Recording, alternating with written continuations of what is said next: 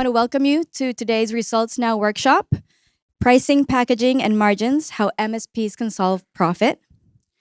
And it is my great pleasure to introduce to you today our speaker, Pat Hurley. He is the VP of Sales and General Manager for Americas and Acronis. Pat is a seasoned sales executive with experience building and scaling enterprise, SMB, and public sector sales teams. He has proven leadership skills and experience hiring and cultivating successful sellers and driving accountability across fast-paced organizations. He also has extensive experience in executing channel go-to-market strategies across service providers, hosting, VAR, distribution, OEM, and other lines of business. So I want to welcome Pat onto the stage. So please give him a hand, please. I got a mic on. Thank you, Lorena. Quite an intro. I hope you're all ready to be very disappointed by a pretty poor presentation here.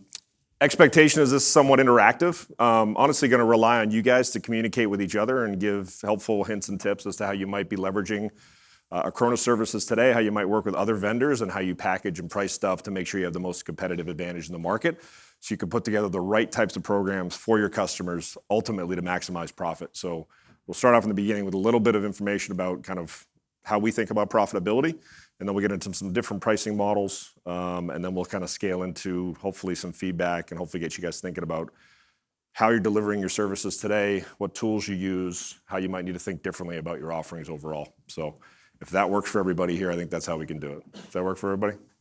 Okay. I'm actually surprised to see this many people here. I'm competing against product roadmap, which is always a hot button issue for us. Our MSPs are extremely passionate about where we're going with our product and our vision from that standpoint, so that'll be a great session. And we also have the Team Up program. For those of you who aren't familiar with it, we have a very big presence in the sports space, and we have this program called Team Up, and I think that's going to be a jam-packed session. So I've got, I think, all the intellectuals here looking to actually learn about scaling their business, so it's good to see. For those of you who don't know me, Pat Hurley, I've been with Acronis for 14 years, which makes me a dinosaur in the IT industry in this space.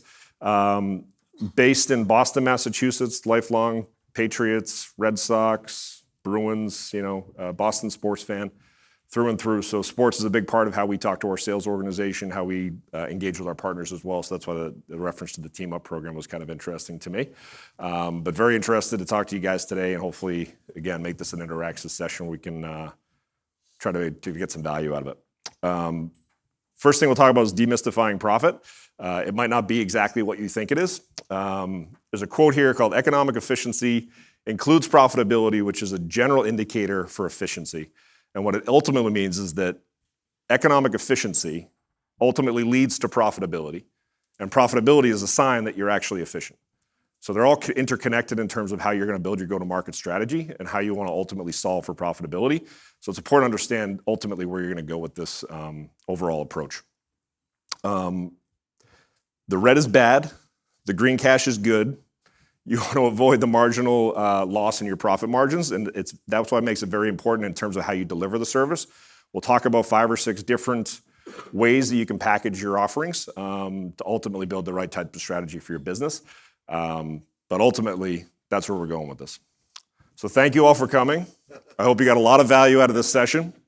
If you have any questions, I'll be on the pitch tomorrow for the Cyber Dragon Cup. Just kidding. Economic principles are not that helpful, ultimately, is what those first couple of slides are supposed to share with you. Margin is not profit. Margin is, or markup is not profit.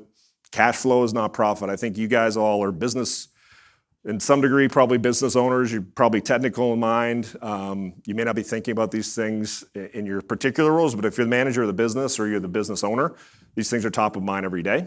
The money left over at the end of the quarter is also not profit. The money left over at the end of the year is also not profit. Owner discretionary earnings, or ODE, or seller discretionary earnings are also not profit. So you're generating cash, right? You're selling services. You're bringing money in-house, but ultimately you need to think about how it's ultimately coming out the back door in terms of profit for your overall business. This is the definition of profit from Investopedia. It's pretty good. Profit describes the financial benefit realized when revenue generated from a business activity exceeds the expenses, costs, and taxes involved in sustaining the activity in question. So sounds nice, but it mentions here the costs include amortized risks, and many small businesses forget about that and don't actually factor it in when they're ultimately calculating their profit margin at the end of the day. So those costs are ultimately your risks and ultimately realizing the profit that you're going to get from your business. What might be a better way of describing it, you got here Thomas Sowell, a famous economist. Business profit is the price society pays for efficiency. So I look at this as kind of the value that you're getting out of a solution. In dollars, profit is actually a measurement of how well you run your business, how efficiently you run your business, how well do you understand your customers, how frequently are you talking to them, collecting their feedback and delivering value to them, and how you understand the overall market. Are you analyzing trends? Are you listening to Gartner and all the analysts out there, Forrester, IDC, whoever it might be? Are you understanding what's coming next as opposed to reacting to the current customer demands that you're seeing in front of you? There was a lot of discussion, obviously, in the keynotes earlier today that hit on this stuff really directly. And I think the message I got outside of kind of paying attention to all the cyber threats that are out there, what are you doing to kind of future-proof your business? You see the theme out of this event is cyber protect the future. What you're ultimately doing is cyber protecting your profit margin going forward by making sure that you're delivering the right types of products and services based on the needs of the market, but probably more importantly, the individual needs of each one of your customers. No matter how good your margins are, or the size of your markup, or the amount of your cash flow, it's the root efficiency, and thus the profitability, getting back to the theme on the earlier slide, of a business that ultimately determines your longevity and your success. We did a study. We interviewed probably, 1,000 or so MSPs. We do this on a yearly basis, and we gather a lot of really interesting data. And the numbers tell essentially that the increasing costs of all these services and all the different things you have to apply to your customers and deliver as a service today are going to ultimately erode your margins. So that makes it even more critical when you're thinking about things like endpoint security, thinking about automation, what RMM tools you're using, email security, disaster recovery, all these different services you have there. Because of all the threats that you're facing on a daily basis, having so many different services built into your offering, it can potentially erode your margin if you don't have the structure set up properly to actually address those with your go-to-market strategy. So to simplify it, we look at it as having kind of 3 ways to increase your profit. Get your customers to buy more.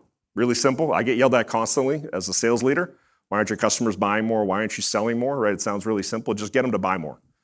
Obviously not that simple. Optimize the average price paid.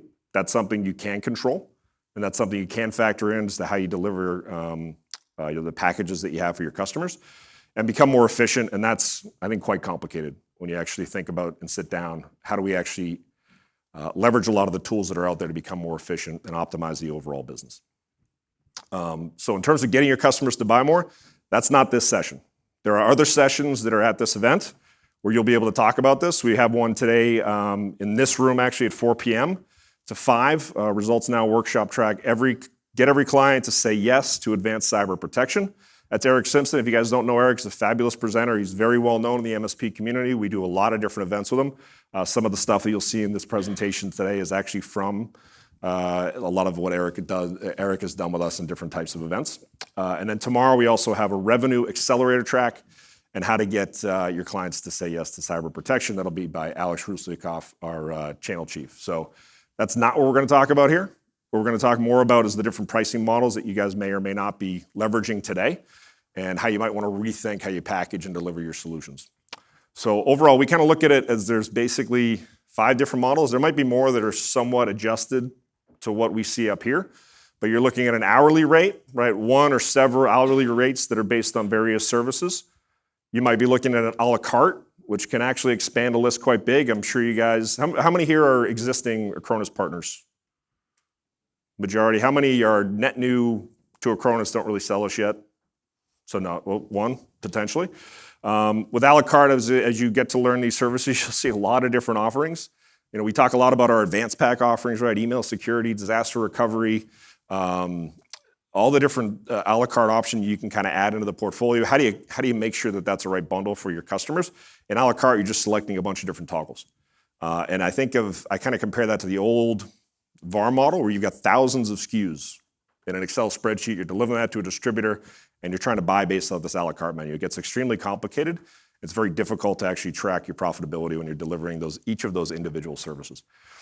Per user, pretty simple, fixed price per unit multiplied by the number of the users that are being supported. So a very straightforward way of doing the licensing and packaging. There's flat fees. Obviously, that leaves you a bit exposed. You're charging a flat fee for one specific service or one specific product.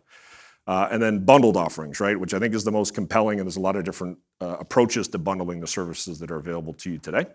But obviously having a bunch of not just features, but services that you're delivering to your end customers and different benefits that come with each of the packages. And we'll talk a little bit about how you structure those in the right way to make sure that you're delivering the maximized bundle to realize the most profit from one of those scenarios. So a question here. How many services do each of you offer in the pricing model shown? There is some paper here where you guys can just think about it.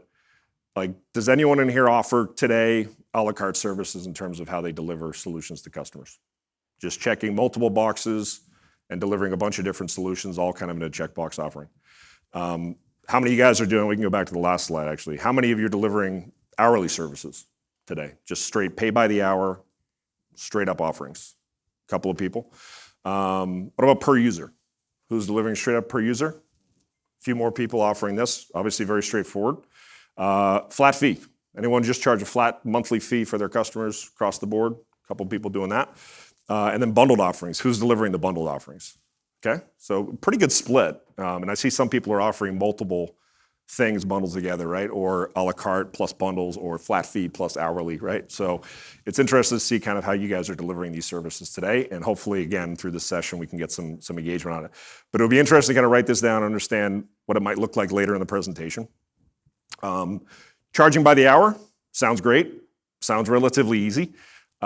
You really can't get away from having an hourly rate for certain contingencies. I think that's very clear, right? Especially from a professional services standpoint, you want to have that hourly rate based on the actual work that your service employees are doing. But there's no normal or regular services that you'll probably be building an hourly service, right? And keep in mind, you guys are probably working ideally 24/7 to make sure your customers are supported. So hourly is not the most advantageous offering for you, and it leaves you a bit compromised or exposed from a profitability standpoint. But by definition, they're purely just inefficient, charging on an hourly basis. Clients may demand an accounting of all those hours, which becomes very painstaking for you in terms of tracking all of that, and then reporting it back to them, and then inevitably dealing with the challenges to, that was a 42-minute session, not an hour and 10-minute session. How do you actually ultimately go about consolidating on? That's very difficult to do. It provides a point of descent. How long should a task take versus how long did a task actually take? Right? If you're charging per hour for something that your client believes should be done in 10 minutes, you're going to deal with some arguments and probably some upset clients there. Or on the flip side of it, are you delivering something in 10 minutes that should probably be done at a higher quality level and done in an hour or two, where you're potentially leaving money on the table and missing other cross-sell, upsell opportunities within that process? Certainly provides very uneven and extremely unpredictable revenues, because if you're just dealing kind of on a triage basis for hourly services, it's very, very tough to predict that and very tough to build your cash flow based off of that. Easy to say that, well, if we get too busy, we'll just cut back. If we don't have the resource, we'll just cut back. Obviously, that's going to have negative impacts as well. The act of taking or doing a task faster and more efficiently actually reduces your revenue, right? So the more time and effort you're dedicating to doing this stuff and providing the personal touch, that's going to impact your profitability over time. The most valuable commodity we have is time, right? We can't get it back. Once it's gone, it's out of our pocket. Can't charge for something you don't have anymore. Billing administration costs are higher. I know there's a lot of tools today that are available to help track and coordinate this stuff, but ultimately it's still your time going in and manually adjusting a lot of this stuff to provide very accurate payments to your customers. And you're thinking paycheck to paycheck as opposed to real true longer term strategy and business thinking from that perspective, in my opinion. So don't fall into this trap. It's fine. We will charge enough per hour to cover the cost. That never ultimately works out in that direction. I think everybody would probably agree. Flat fee, right? You're gonna probably come up with some creative business name here. We call it protect your entire business for $450 a month. Very vague, very high level. There might be some bullets as far as the offerings that you're delivering today. But you're basically saying, pay me X, and you get everything. Obviously leaves you a bit exposed, creates a perception that asking for more will get them a better deal. In negotiation, more or less, that can cause issues, right? What's included might be too much for what they need. What's not included might be a real requirement of them, and it's a bit of a black box for the customer, right? And then you're dealing with trying to control and educate them on the perspectives that they might have in going to your business offering. It is clearly very simple, but I think there's a lot of lost opportunity with just charging the flat fee. There's definitely no room for smarter pricing and packaging options there, right? Let alone if you're trying to offer one set fee to multiple customers and your customers start talking, you might be charging them different amounts even though you really have one set flat fee. It just causes a lot of confusion and is not really a good offering. Then there's a la carte, and obviously as you can see on the right-hand side of the screen here, you start getting pretty complicated in terms of all the different services you're offering, right? We generally will put up a security landscape slide that we get from IDC or Forrester or Gartner. There's hundreds of vendors out there that are delivering all sorts of different types of services. Each of you in this room probably have multiple vendors for backup. You might have multiple vendors for disaster recovery. You might have multiple vendors for email security. You might have multiple vendors for a lot of different things that you're delivering to your customers today. And managing an a la carte option is probably not the most efficient or effective way to maximize your profit across these. Not to mention the amount of administrative work that there is involved in terms of calculating these costs to your customers on a monthly basis. It lets your clients choose individual relevant services to them, but obviously giving that freedom of choice completely over to your customer provides you a little bit of risk in terms of how you're managing them and how you're protecting them. It can cause confusion when customers forget which services they've actually ordered versus which ones they need versus which ones that you guys want to deliver. They may add or subtract a la carte services from a month-to-month basis, and as you can imagine, that gets even more complicated to track and administrate on a consistent basis. The theme here that I'm looking at is really the days of the old reseller models are gone. The SKU list that you see with thousands of SKUs listed on them are gone. Price lists are much smaller nowadays, where you're trying to really combining multiple services within a complete offering. And your customers aren't stupid, right? They know that they can choose and manipulate the pricing models to give them probably the more cost-efficient area. But you guys all know that at the end of the day, you want to make sure that your customers are fully protected and you're providing them, in your business opinion, the best service for them to make sure that they're actually fully protected. Because then that comes back on you as the business owner that, oh, well, you sold me this package, I'm not completely protected. That leaves you a bit exposed. I kind of correlate this to like the streaming services that you have today. So I recently cut the cord for, we have Comcast up north. And I quickly realized that I'm buying all these other services to get a lot of the same shit, right? So I've got Netflix, we've got Disney Plus, Paramount Plus, Hulu. There's probably 6 or 7 others I can't even think of right now that I'm probably paying for on a monthly basis. And this is just me as a consumer. So building it out that way where, in the Comcast model, and it could be any of the providers out there, you're getting an entire package that has generally what you need, more of what you don't need, which was the big thing for me. I've got, 5,000 TV channels. I watch like 7 of them.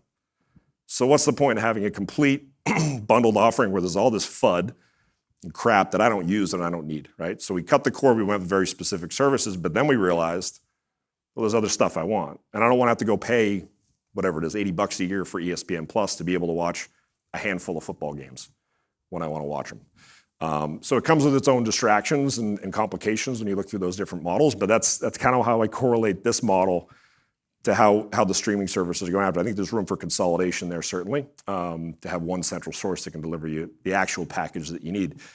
I think the thinking was more idealistic when these services started coming out, that you as a consumer will have more control over what you're selecting. But ultimately, again, it's just a lot of emptiness there.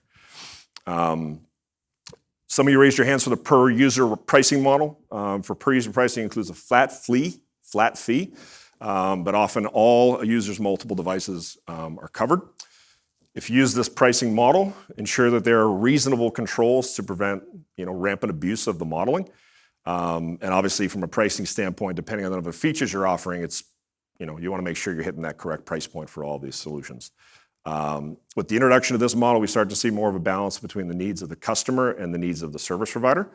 There's a misalignment between the value of profitability of low customer count customers and high customer count customers. If you heard our founder, Serg Bell, earlier today, he was talking about profitability within enterprise customers. It's clear, right? Their enterprise customers have a ton of users that provide you economies of scale. You're able to deliver, licensing across all those customers and maximize your profits across those. But how many people in this room have multiple customers, multiple customers with more than, say, 1,000 employees? Couple people. How many of you guys, most of your customers have less than 500, 600 employees? Yeah, so probably more than the majority of the room and the audience we're talking to here. It's easier to sell to the SMB to the mid-market than it is to sell to the enterprise. But within the enterprise, you get a lot of benefits from working with them, and again, economies at scale. So I think that's really relevant to these conversations, that it's not just about the pricing models that are available, it's also about your customer base and how you're communicating with them and how you're setting it up based on the unique needs of your business. So you need to make sure that the lower end is still profitable. So the guys here that work with customers that have more than 1,000 employees, that's not probably the only thing you focus on. You want to also support that lower end because you do have smaller SMB customers that need these services, right? So you need to make sure that you have the profitability there as well. But that certainly puts profitability at risk. It starts getting a little more interesting when you talk about bundled pricing. It can include fixed packages. Obviously, bundles are pretty nice. They sound cool. Builds in a little bit of abuse protection versus the pure model that we talked about previously. Because the devices are covered, you're very clear on what services you're providing. You might have a little bit of, mud in there that the customer might not necessarily need. But there's definitely less customer confusion and more predictable costs. So this is kind of a baseline. I would kind of look at this as table stakes for a bundled offering.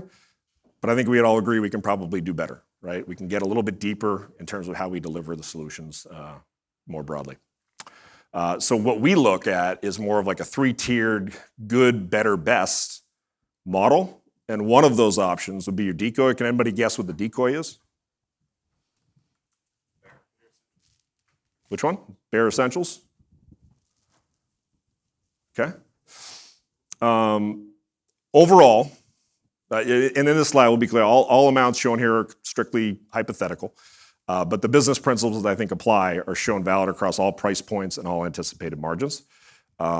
Ultimately, you're using a less desirable offer at a similar price to increase sales of a better, more profitable option, right? So if you look in the models here, you've got Bare Essentials, you got 6 features. For $5, you double the price, you get an additional 2 features. And then you add another $5 on, you get an additional 2 features. Logically, I think when you originally look at it, it probably makes sense.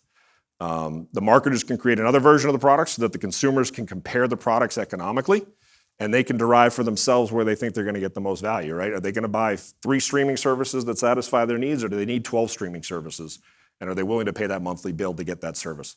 The new version of the products is priced just below the higher priced version, and this leads to the decoy effect. It's also referred to as the attraction effect or the asymmetric dominance effect. Those are big words, and I can't define them. But ultimately, it just says that it can get pretty deep in terms of how you technically evaluate what solutions you want to be delivering today. So if you take it a step further, decoy pricing often yields total higher profit. There are several ways to implement decoy pricing. We probably won't get into all those strategies today. But same assumptions are built in as the previous version. These are all hypothetical. Some numbers will upsell themselves from low to mid. High-end customers are still likely to take high-end services, but profit is still increased even if they do not.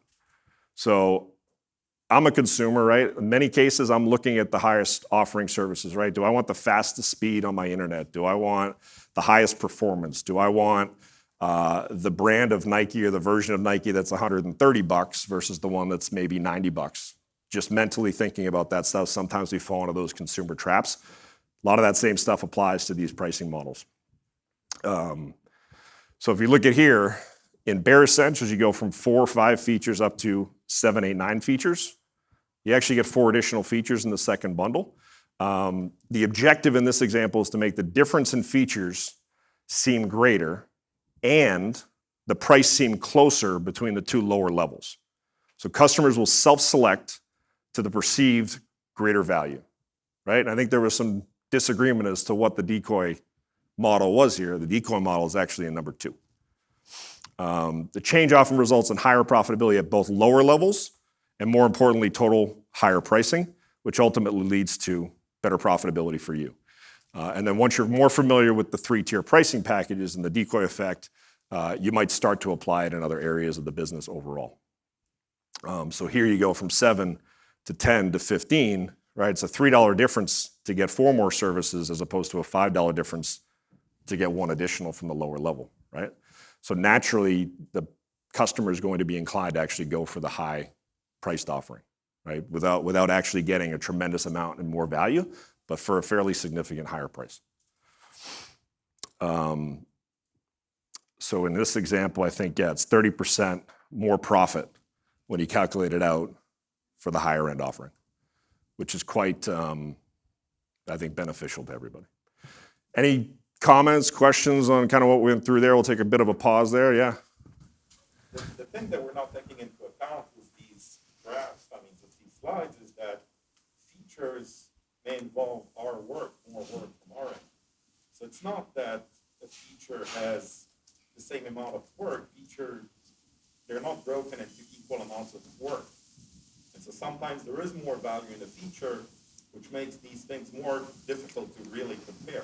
Yeah, no, that's fair. And I think it's unique for every business. If you go back to the hourly slide earlier, right, you want to talk about, well, some of these services, you might have to charge hourly because some of the features here might require extra work from your technical teams to actually get them implemented. Or it might require additional work after the fact to make sure that they're supported going further.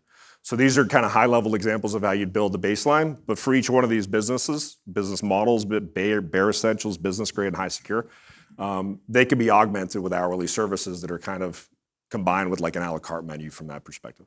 So it's a great point. And it's not articulated here. These are pretty high-level examples, but they'll definitely be unique to each one of your businesses. Okay. Profit from the machines. So we're getting into some future stuff here. I'll probably refer to Serg again, our founder. He's future thinking. He's thinking 10 years down the road, beyond cyber, all that stuff. But a lot of this stuff still exists today. It's already in practice, right? We talk about AI and MI and all these different capabilities. I guess they're live, right? Teslas are passing you on the road, self-driving. A lot of the stuff you don't even realize is it being impacted on a daily basis by some of these things that already exist today.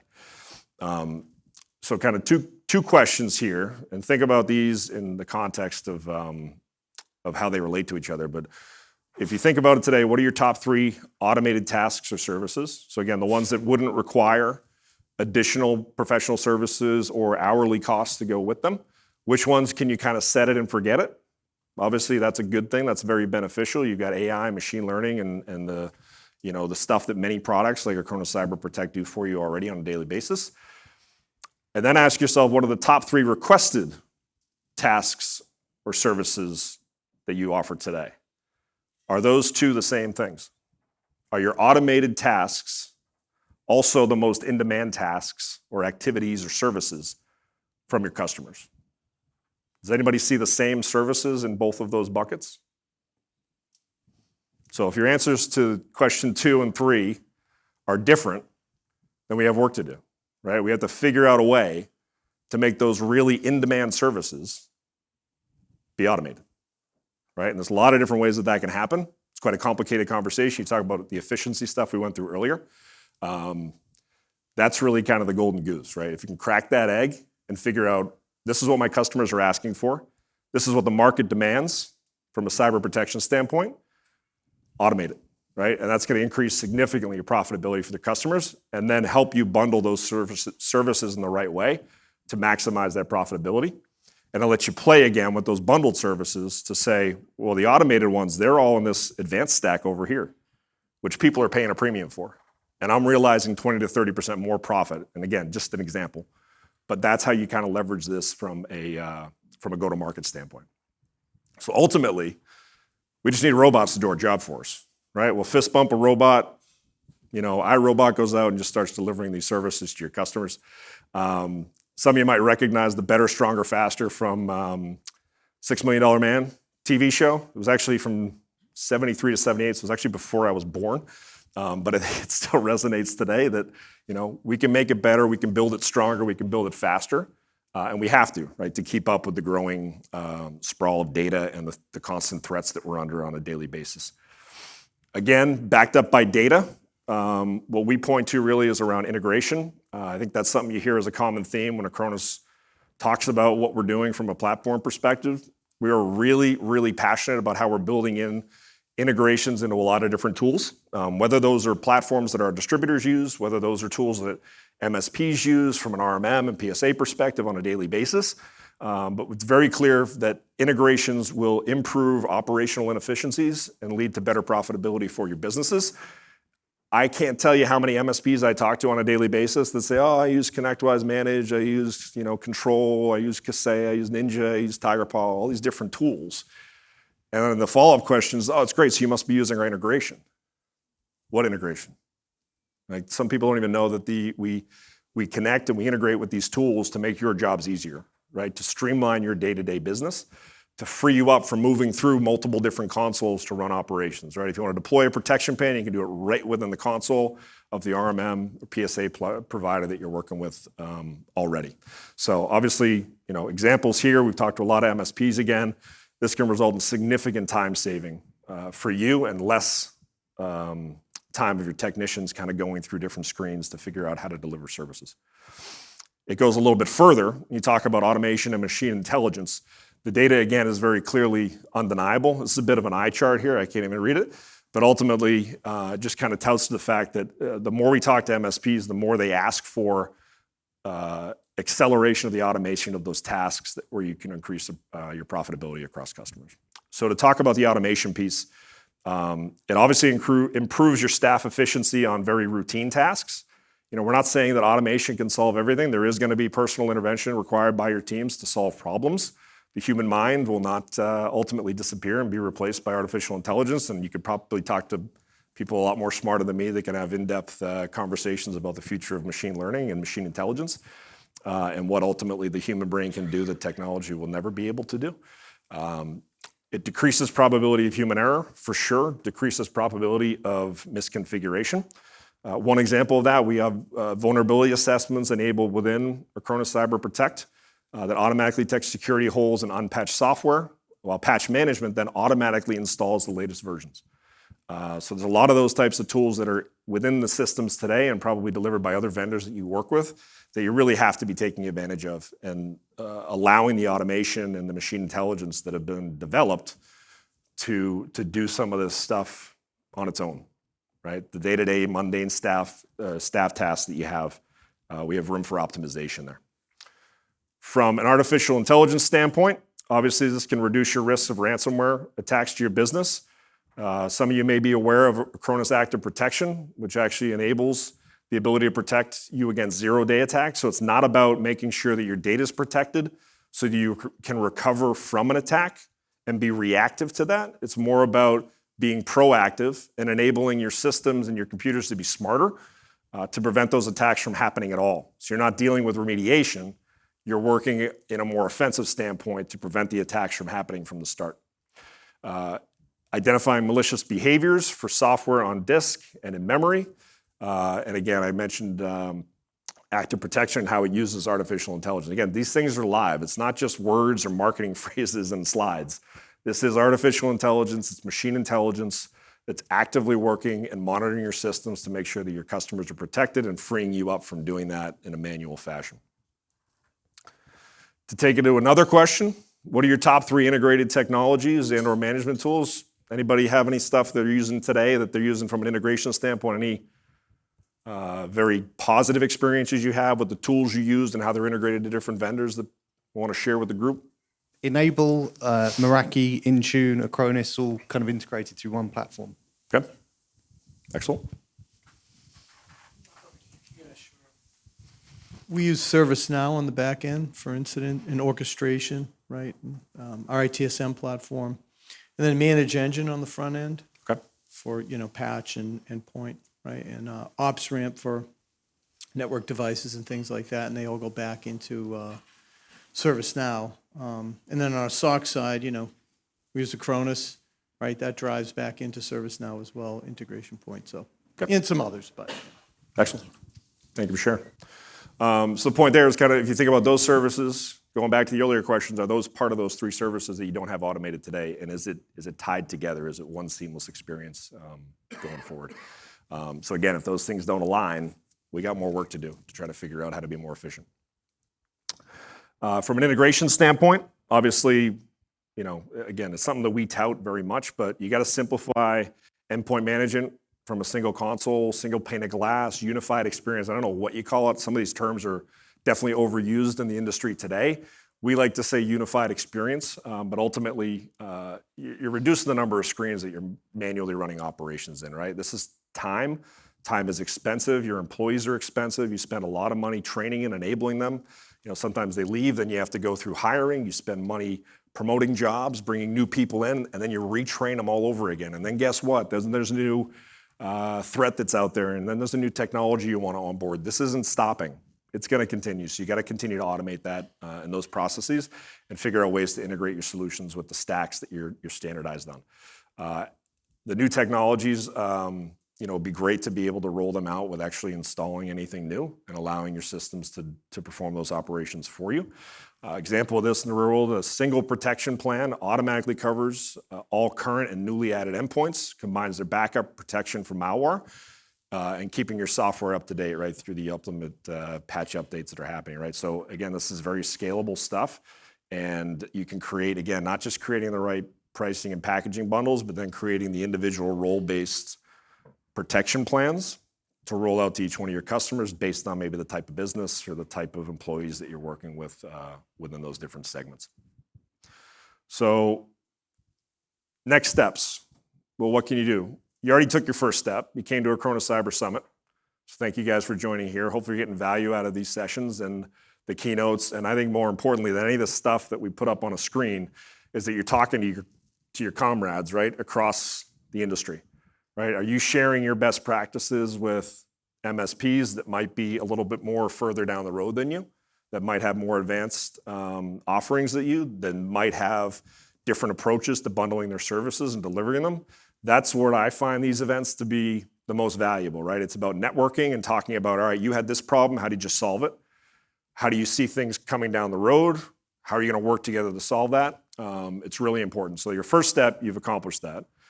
We have IT Nation Connect coming out this week. I think next year we will probably not plan our major event the same week as IT Nation and Ingram Micro 1. I think it was a scheduling issue with Fontainebleau, but we got a bus leaving Wednesday morning, I think 2 different buses. So if you are interested in going up to Orlando and avoiding the hurricane that apparently is now coming to town, we would highly recommend that you guys make the trip up there. I went through a number of the sessions that they have planned, and there's some really interesting stuff. They have some stuff on pricing and packaging. They have it on training and enablement. They have a lot of, I think, future-thinking speakers there as well. So it's great that we're back doing these types of events, seeing people, interacting with people. It's a much different experience than being on a screen. So you took the first step. Knowledge is power. Continue to educate yourself. Open it up to your staff to come to these types of meetings. It's great to get those vendor showcases where you can understand where different vendors are going, different ISVs, what are the distributors doing, how are you connecting with other partners in the space. Absolutely fantastic opportunity, so take advantage of it. Beyond that, we also have additional resources for you. I mentioned Eric Simpson earlier. He provided a lot of good content for us in the past. Carl Palachuk, Managed Services in a Month, Applying the Book. The absolutely unbreakable rules of service delivery, and then a good portion of the content here was taken from pricing, packaging, and margin, something that we've built over time. So that's pretty much what I have from a presentation standpoint, but figured we, again, keep this in the interactive light. Are there any other topics that anybody here is interested in talking about? We got one here. Sales commissions, okay. So I'd be interested to know how people structure the sales commissions. It's a bit of a hot topic for us right now. We front load commissions. It's a cash flow headache at times, but it keeps the hunger there for net New business. Yeah, hi, sorry. So I would just say we front load our commissions. It obviously creates some cash flow challenges, but enables us to probably outperform our peers when it comes to net new business acquisition. So I'd be interested to know kind of what others are doing in the space to incentivize the growth, basically. Fantastic question. I'll give 1 minute on what we've gone through. as a vendor, right, over the past couple of years, and we'll put it on Cyber Foundation. Please make sure you donate to Cyber Foundation. It's a great cause, great opportunity. We've gone through a transition, right? So when I started Acronis, we were shipping SKUs, right? We were shipping licenses, boxed product in many different markets. We used to do millions of dollars of boxed product in the DACH region. If there's any partners here from Germany, they probably know TrueImage quite well. So we went from collecting all that money up front, selling a 1, 2, or 3-year subscription. You know, finance takes care of ratably applying the revenues over the period of time, dealing with gap revenue and stuff like that. But for us, we were collecting the cash up front. Then we started moving into a little bit more of the services model, right? And we transitioned our sales. It was probably 3 different compensation models that we've been through. Generally, right? There's tweaks to each one of them every year. But we went through a transition where we were paying on contract value, right? And that was incredibly cash intensive because we were paying for a year or 3 or 5 years, but ultimately collecting on a monthly basis once we moved into the cloud model. And then we kind of matured it to a certain point where our cloud business was big enough on a monthly basis where we could back down to paying based on annual recurring revenue, right from the start for a monthly basis. And you're looking at it not based on the current month, but looking at what that would look like over the full year. So we built the commission track into that. And then for us, when you talk about kind of like the a la cartes and the bundled services, we have a lot of different services that we're trying to push, right? Our advanced packs, disaster recovery, advanced email security, advanced security, et cetera, where we provide additional incentives on that. Again, cost intensive, but for us in the direction that we're going, it's really important to build that out, right? In terms of how we define Acronis and the cyber protection message, right? I think everyone in this room, if you've worked with us for many years, you probably know us as a data protection company, and over the last 5 or 6 years, you're coming to know us more as a cyber protection company.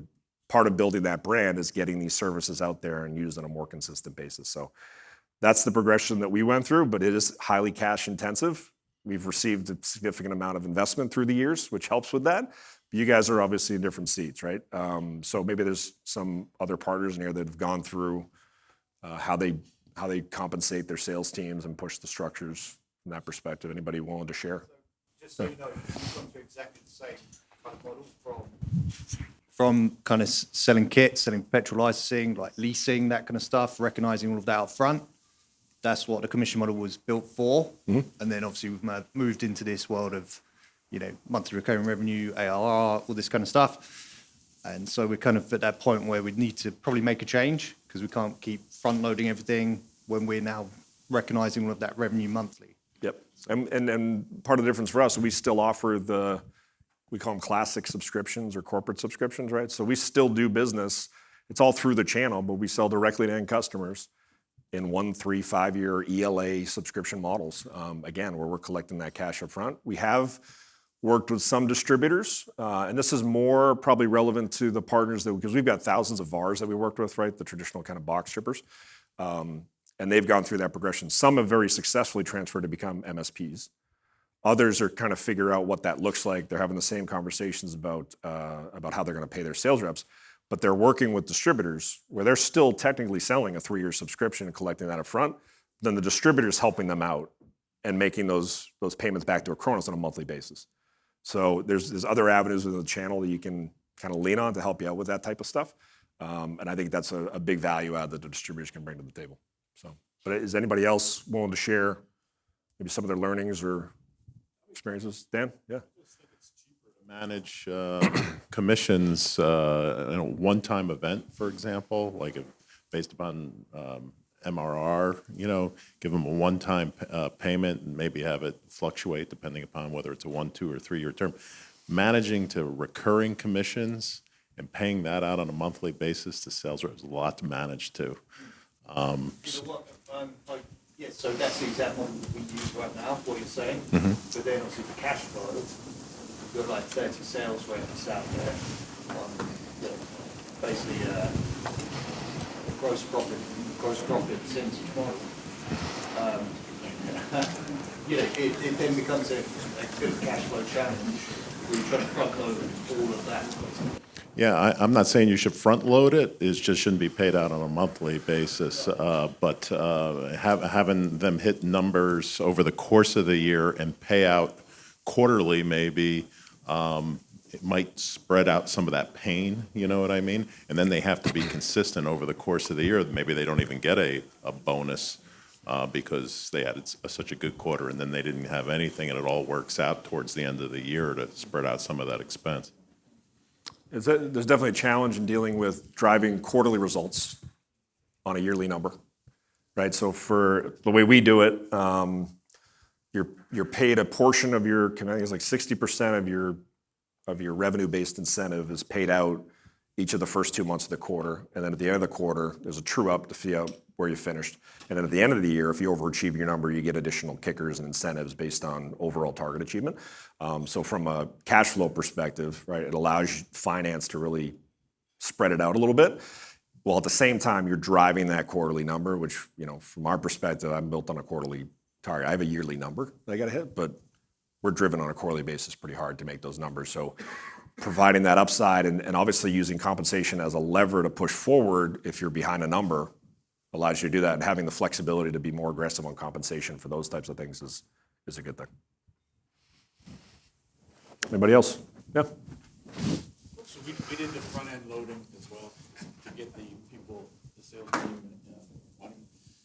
So we did the front end. We did it all up front. Yeah. What we were finding then, the sales team was discounting things, giving away setup, and they weren't being penalized for it. So we've changed it to when they actually sell it, it's based on the profitability of the deal, but then we're in the process of changing it where they get 50% up front, and then they get 50% over the life of the contract, which keeps them sticky, and then we're paying them on actual profitability, right? So if they sell more and increase profitability, they get more. If they lose it, they lose it. Sorry, yeah. It's a sticky kind of web you're rolling on there, right? Because you want to maximize the amount of business you're getting out of your customers. So you're pushing your sales team to get bigger deals, to get bigger commitments. And then when they don't fulfill those, you have shortfalls, right? Yep. Against that. Yep. How do you hold a rep accountable? We do clawbacks, right, on a quarterly or yearly basis. If you sell $1 million contract, they only hit $600K of that. Well, you know, that's not in line with what we're looking to really accomplish. And I just want to say sorry, too, for your Bruins loss on Saturday night to my Maple Leafs. It's been, I don't know. I'm not going to complain. We had 20 years of success with Tom Brady, so we're good. Joe. I'm going to use your analogy on the bundled services. I think for earlier stage, like MSPs, like companies starting out, it's important to match your commissions with cash flow, right? Number one. And then using potentially MBOs as a way to incentivize your sales team. So you're giving them quarterly bonus for a bundle of business development activities, right? And compensating them that way until you get to the point where you can start front loading and providing extra, you know, incentives or spiffs or whatnot. But especially when you're starting out, really important to make sure that whatever commission plan you have matches with your cash flow, because you can run into some problems pretty quick. Yeah. And you want those MBOs or CBIs, whatever you want to call them, to be measurable, right? So they have to be based on actual results. And I think the way we do it is you have an overall on-target income, 70% on average, depending on the role. And there's, you know, solution engineers would have a different from an account executive versus an existing partner account manager. It's generally in a range of 70-30, where 70% is just based on pure ARR results or billing results. And the 30% is built into a CBI where, you know, if you're a recruit rep, it's about the number of MSPs you recruit, or if you're an end customer sales for the number of customers you close, the number of contracts you do, et cetera. But it does say, all right, because we know mathematically you need to do this to get to that RBI. So you're tying those two compensation motions together. That's a great point. Anybody else?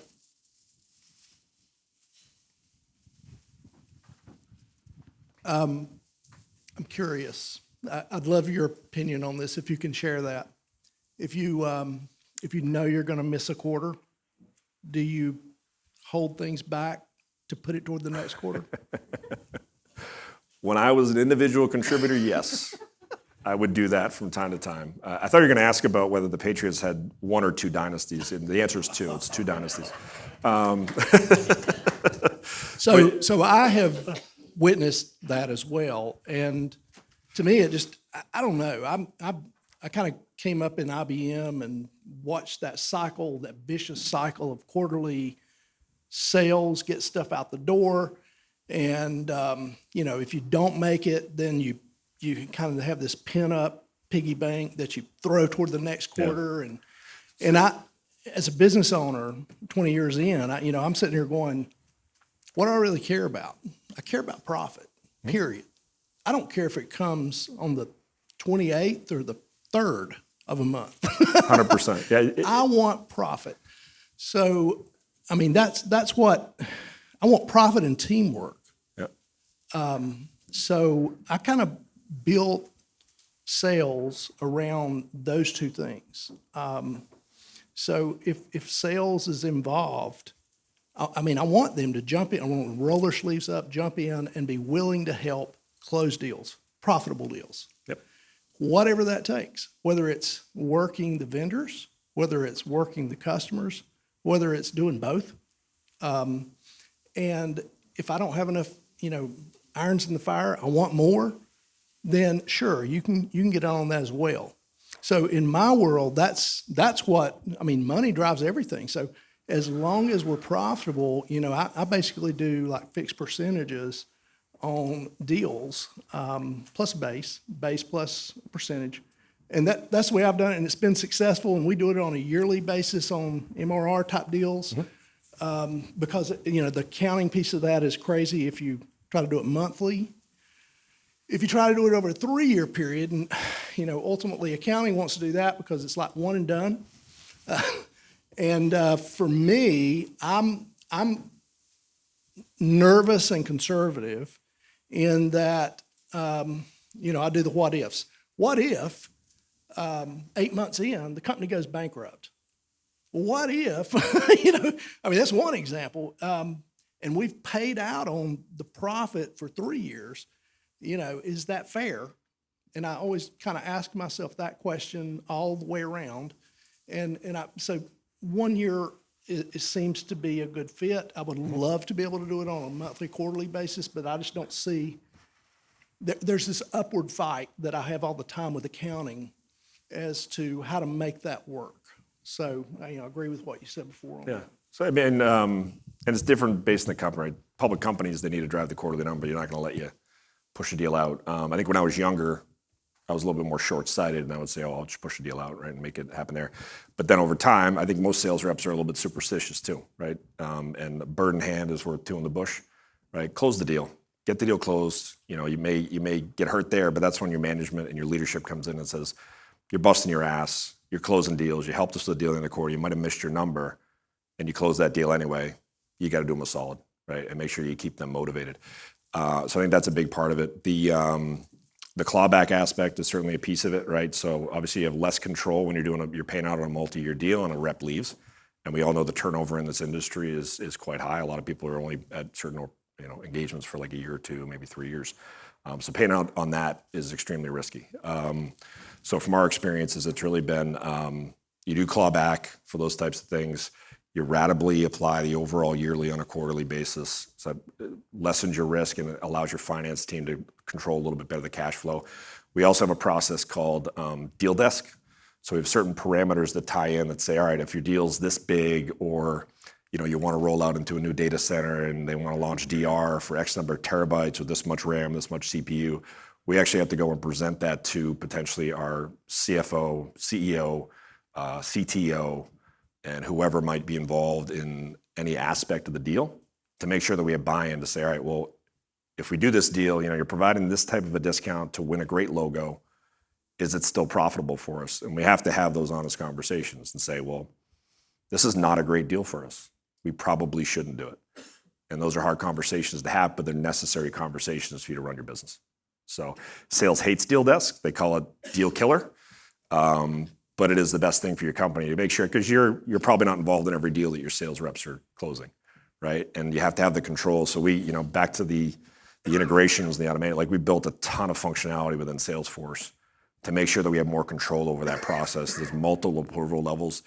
It can slow you down, and speed can kill deals. But ultimately, you're protecting the future of the business. It's a delicate thing to want. There's no probably straightforward answer to it, but you're thinking in the right light. Yeah. Well, very good. That's all I had. I hope you guys are enjoying the event. I hope this was a useful session for you. Highly encourage you. We've got the networking event tonight. highly encourage you, if you want to be introduced to someone, come grab me. We've got all our executive team. We've got people from marketing, people from academy, professional services, all sorts of different groups where you guys can engage and network and learn more. So thank you for your time today. Hopefully this was useful for you. And hopefully we're going to have a drink tonight, tomorrow. We'll see you guys around. Thank you.